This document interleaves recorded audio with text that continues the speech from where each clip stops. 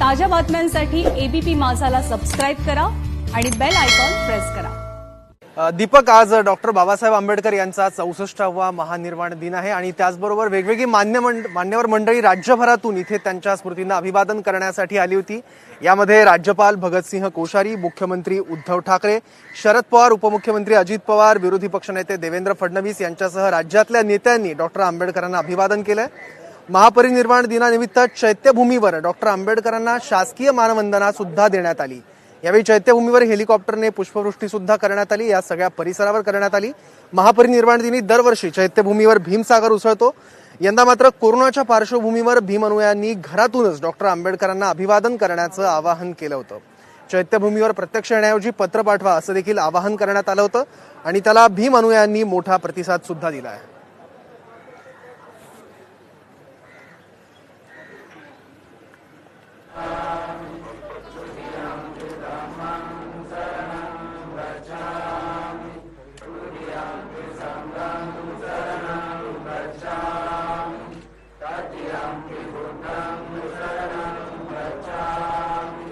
तर चैत्यभूमीवरचं वातावरण काय, इथला माहोल काय ते आपण सकाळपासून बघतोच आहे, त्याचे सगळे अपडेट्स। पण दुसरीकडे नागपूरच्या दीक्षाभूमीवर नेमकं काय वातावरण आहे, आता दीक्षाभूमीवर नेमकी काय स्थिती आणि तिकडे सुद्धा डॉक्टर बाबासाहेब आंबेडकरांच्या स्मृतींना अभिवादन कसं करण्यात आलं त्याचा घेतलेला आढावा आपण पाहूयात।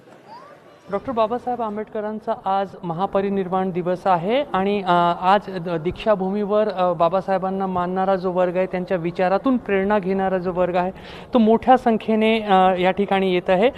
सध्या आम्ही दीक्षाभूमीच्या भव्य स्तूपामध्ये आहोत आणि तुम्ही पाहू शकता की या ठिकाणी लोक जे आहेत ते एक एक करून दर्शनाला येत आहेत।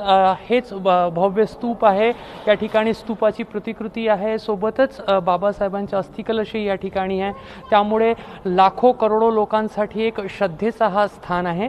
6 डिसेंबर 1956 रोजी बाबासाहेबांचं दिल्लीला महापरिनिर्वाण झालं होतं आणि त्याच्या अगदी 1.5 महिन्याआधी याच ऐतिहासिक दीक्षाभूमीवर बाबासाहेबांनी सामाजिक क्रांती घडवली होती। बौद्ध धर्माची दीक्षा घेऊन एक नवीन मार्ग जो आहे तो लाखो लोकांना दाखवलेला होता।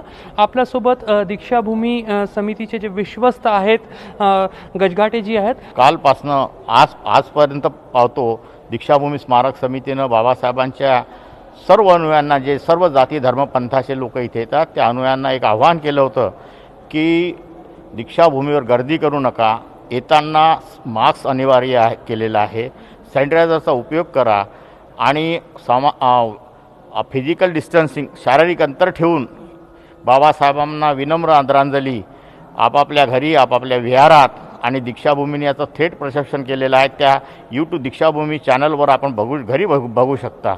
अशी व्यवस्था दीक्षाभूमी स्मारक समितीने केलेली होती। मात्र जे लोक या ठिकाणी येत आहेत ते बाबासाहेबांच्या आठवणींनी गहिवरून जात आहे आणि बाबासाहेबांच्या विचारांप्रती आपली श्रद्धा व्यक्त करत आहेत। कॅमेरामॅन अतुल हिरडेसह रजत वशिष्ठ, एबीपी माझा, नागपूर।